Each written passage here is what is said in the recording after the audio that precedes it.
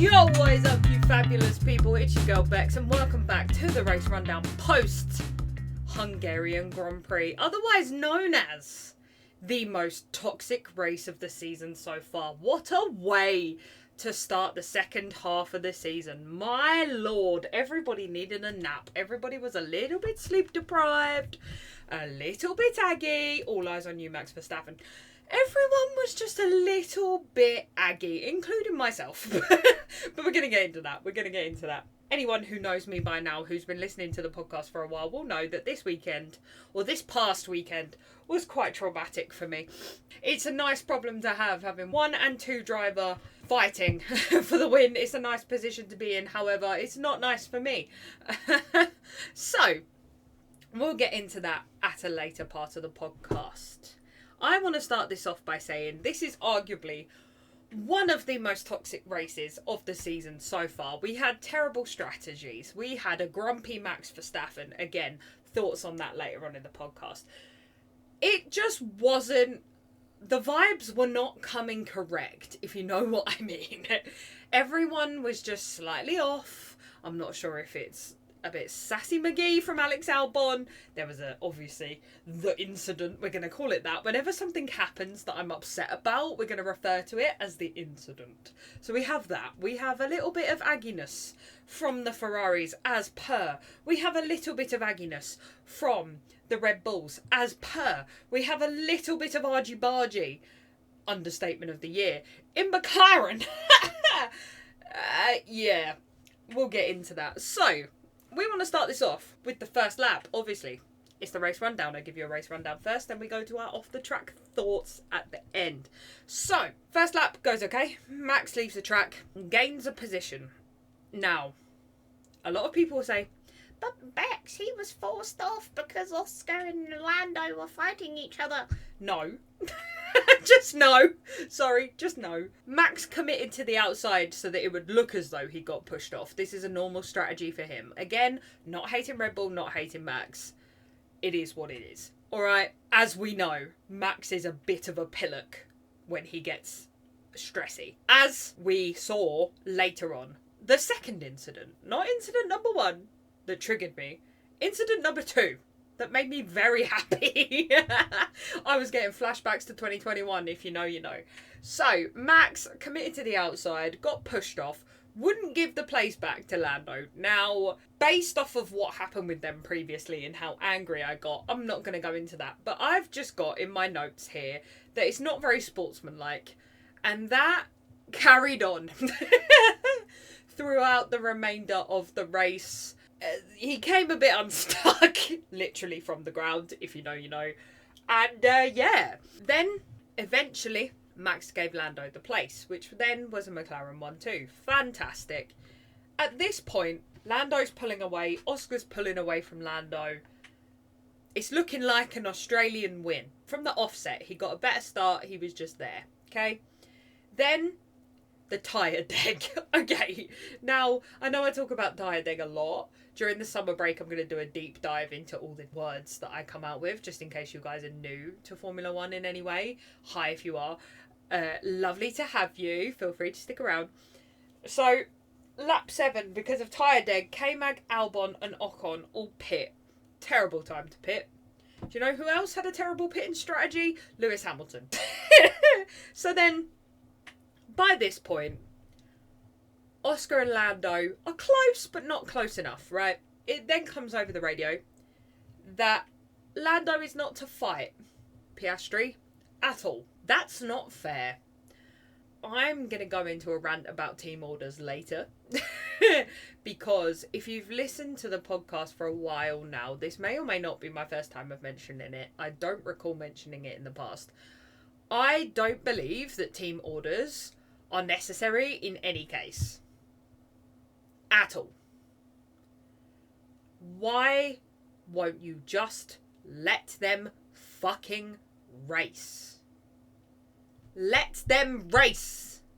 Why are you telling Lando what he can and can't do? I don't give a monkey's bumhole what you said in that meeting in the morning. I don't care if you pinky promised. I don't care if there was a bloody ice cream sundae on it. I don't give a flying fadoodle. You should let your team race. Okay, that's a little bit of a insight into how I'm going to be later on. So just, yeah, okay. So at this point, Lando's not allowed to fight Piastri. I think that's bullshit. Whatever. They've still got a 1-2. They're still going to win no matter what. At this point, obviously, it's still very early on. However, my Delulu brain when it comes to McLaren was like, oh my god, we're going to win. Turns out we did in the end, so that's good. We needed a bit of drama. Okay? Okay. I mean, Lando broke the trophy, so it wouldn't be the Hungarian Grand Prix without 2 years worth of McLaren drama. Would it? Would it? So then, the drama continues at this point because poor old baby Gasly. I don't know why I called him Baby Gasly, but I have. I'm going to stick with it. Baby Gasly has a hydraulic leak and has to pull out of the Hungarian Grand Prix. At this point, I'm noticing, okay, and I know that there was a lot of excitement, there was a lot going on. Sky F1, I'm going to call you out for a second. I know none of you are listening, and my small group of people here are the only people that are kind enough to listen. Hi everybody, if you're listening to this week's episode, I apologise for my rage. I promise we will get back to the usual scheduled programming next week. I promise. However, I need to say this, okay? The Sky F1 commentary team were messing up so badly. They were saying the wrong names, they were saying the wrong tyre compounds. Like, if you're going to do your job, do your job, you know what I mean?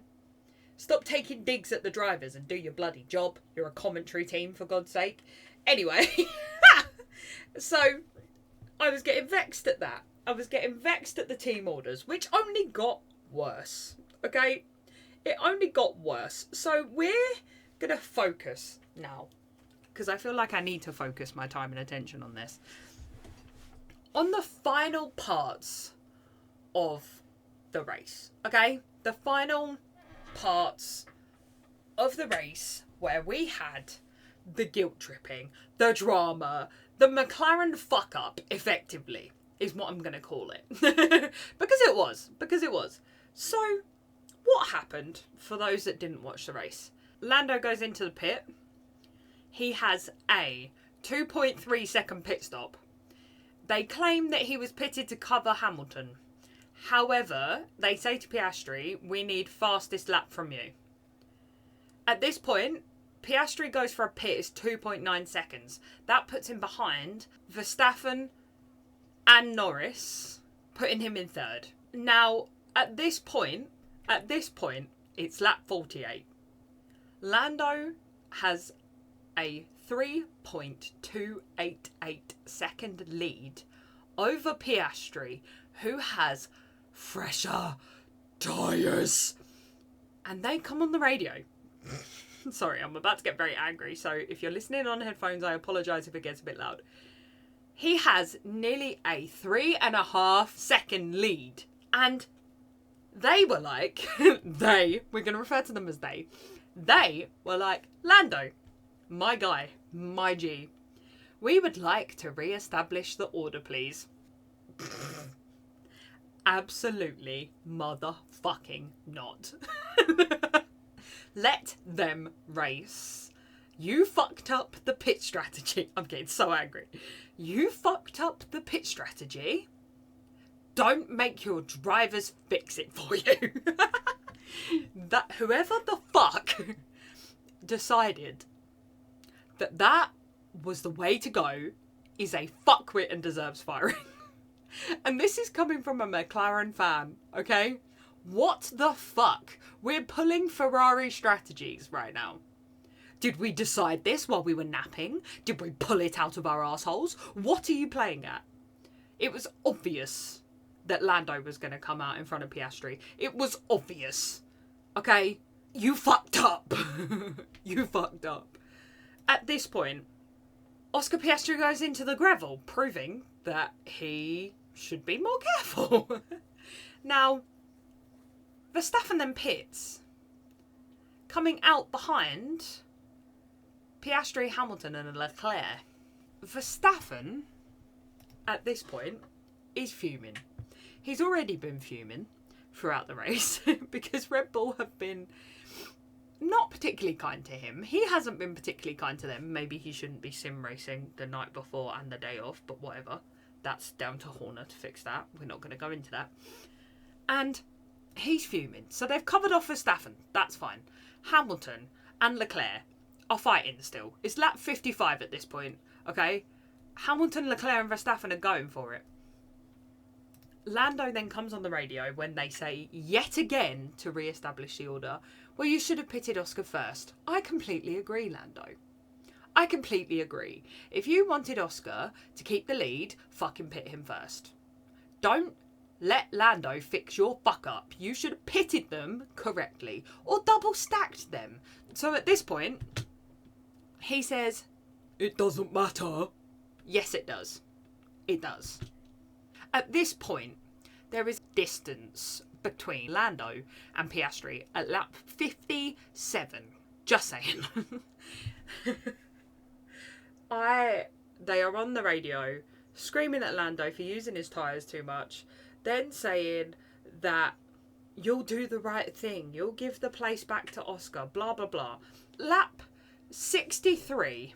Okay, now this is the lap. There's a decent gap between Piastri and Hamilton, right? At this point, Verstappen, fuck knows what was going through his head. Lack of sleep, probably. Just locks up down the inside of Hamilton and decides, you know what, Red Bull gives you wings, and just drives over the front right-hand wheel of Hamilton and flies into the air. And then claims Max, Mr. I'm going to do sim racing, decides that Hamilton moved under braking. Now, if you remember a couple episodes ago, I was fuming because a certain somebody in a Red Bull car was moving under braking. It's called karma, bitch. You reap what you sow. I'm sorry I get very passionate about this. But if you're going to be a cock, you will be treated as such. That's it. That's where I'm going to leave that. It's a taste of your own medicine, bitch. Fucking deal with it. Moving on. It was giving me 2021 vibes all over again. So lap 63 was great. I loved the screenshots. I loved the memes. It was great. It's childish to talk over the radio. Meanwhile, at this point, it's childish to fight over the radio. Meanwhile, at this point, McLaren are making an absolute fucking fool of themselves. They are guilt-tripping Lando. They are telling both of the drivers that they're using their tyres too much. They are guilt-tripping even more. They're saying to him, you'll do the right thing. You can't win on your own. You need the team. Blah, blah, blah. Honestly, bollocks, in my opinion. Honestly, bollocks. And then Lando, being the class act that he is, on lap 67, after being absolutely guilt-tripped to fuck with 3 laps to go, gives Oscar the victory. Now, I get it. However, in my opinion, the faster car should win. Okay? The faster car should win, and Lando was the faster car. As I said at the beginning of the episode, I don't give a toss what meeting you had in the morning. I don't give a toss about what your strategy is. Lando should have won that race. Now, am I blaming Piastri, you may be asking? Absolutely not. I am not judging Piastri at all for this. Piastri was not at fault for what went on at the Hungarian GP. It was down to the strategy. In fact, I don't even want to call it that. It was down to the clusterfuck that McLaren gave them. And that's it. Really. So, after that little rant and rave, I find it iconic, and I've got it written down here, that Lando says to them, if you want me to switch places with Oscar, tell him to catch up then, please. That's hilarious. I feel like everybody was just on one this week, kind of like I am now. And it was just great. It was entertaining. As annoying as it was entertaining. As I said, let them race. Don't tell them what they can and can't do. And just let them be racing drivers, okay? There shouldn't have been team orders bullshit. Lando should have won that race. However, because he is a class act, he did what was quote unquote right for the team. Sure. I love Oscar, so this isn't me shitting on Oscar. If anything, this is me shitting on the McLaren pit wall for being such fuckheads and getting it so wrong. Because now the Aussie's first win is just going to be clouded by this clusterfuck of McLaren fuck-ups. And he had nothing to do with it. He had nothing to do with it. He's the youngest driver on the grid to win a GP, and yet it's overshadowed by the fact that McLaren just fucked it up so badly. It's like, my God, you know? Like, they tried, but like, goddamn. Anyway, it finished in a 1-2. It was nice to see Hamilton on the podium as well. It was nice to not see Max on the podium after all the shit that he'd put everybody through. And yeah, it was an interesting race. It had my blood boiling a bit. And next is Spa, so we'll have to see how that goes, to be honest. It's mine and my dad's favourite track, so that should be good to watch. If he even chooses to watch it. At this point, he got up and stormed out and didn't even watch it. He hasn't even watched the post-race highlights either. He is just as much of a fan of team orders as I am. So he's kind of done with it now. He doesn't want to watch it anymore. I still will be, but I doubt he'll watch it anymore. So, with that being said, I want to do a little bit of off-the-track news. There's not a lot going on at the moment. We're still waiting for a Carlos Sainz announcement. We're still waiting for a Lewis replacement announcement.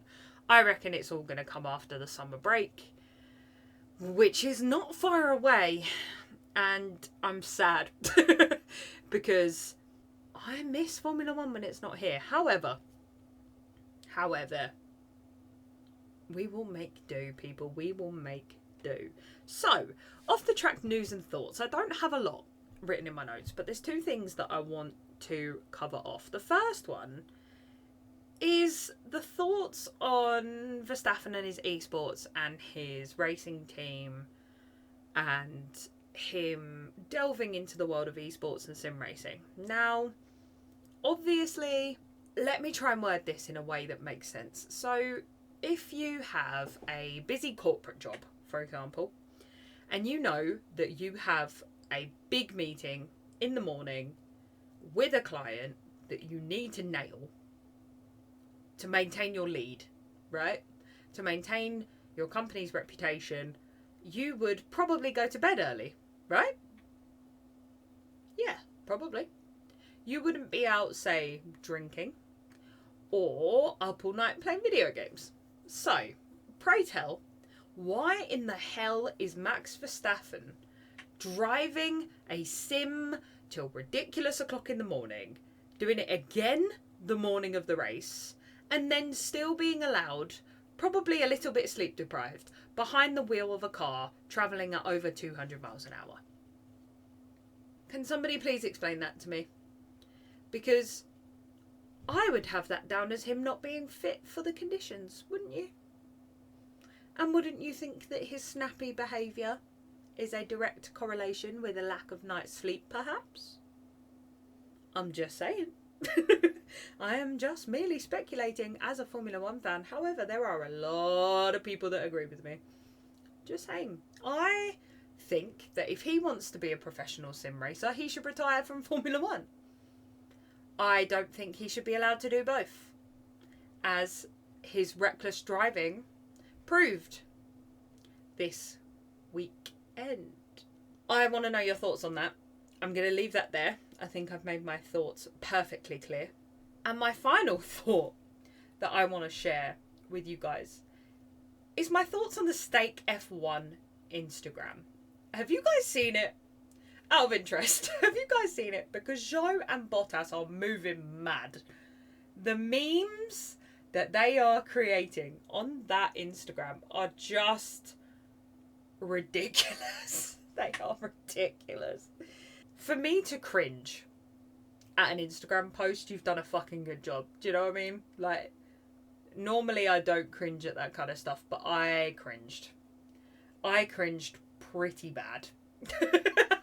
I cringed pretty bad. But it's fine. You know, it's cool. I find it hilarious. I love seeing this side of Bottas. I love seeing him be playful and have fun and, you know, enjoy himself. And long may it continue, in my opinion. But I just wanted to highlight that. I just wanted to highlight that. Because I don't think that that is going to stick around. That will not continue, I don't think, with Hulkenberg in 2025. I don't think he has it in him to be that funny. I just don't. Sorry, but I just don't. I don't think that that will continue. So if you haven't seen the posts, go ahead and lap it up while you still can, because they're hilarious. And whoever is admin on that account deserves a raise. That is my thoughts and feelings on that. They deserve a raise, and I'm here for it. So, with that being said, the next race on the F1 calendar is, of course, Spa this weekend, with a starting time of 2 o'clock in the afternoon if you're here in the UK. And I'm excited. I'm excited. It should be fun. I love this track. It should be good. And until then, obviously, everyone, we haven't got to wait very long. It's literally 4 days from now at time of recording. Until then, it's been your girl Bex, and I'll see you in the next one. Peace!